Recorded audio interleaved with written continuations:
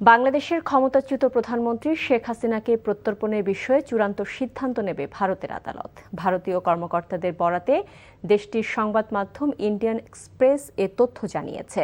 তবে এ নিয়ে ঢাকা ও নয়াদিল্লির মধ্যে নিবিড় আলোচনা চলছে এবং বিষয়টি সমাধানে দুই দেশ পথ খুঁজছে বলে জানিয়েছে পত্রিকাটি। ওই কর্মকর্তা বলেন, শেখ হাসিনার প্রত্যর্পণের সিদ্ধান্ত রাজনৈতিক বা কূটনৈতিকভাবে নেওয়া হবে না। বিষয়টি শেষ পর্যন্ত বিচারিক প্রক্রিয়ার মধ্য দিয়েই নিষ্পত্তি হবে। এক্ষেত্রে বাংলাদেশে শেখ হাসিনার বিরুদ্ধে আনা অভিযোগগুলো ভারতের আইনেও অপরাধ হিসেবে গণ্য হয় কিনা তা যাচাই করা হবে। প্রতিবেদন অনুযায়ী শেখ হাসিনাকে ফেরত পাঠানোর জন্য বাংলাদেশ এরই মধ্যে ভারতের কাছে আনুষ্ঠানিক অনুরোধ জানিয়েছে।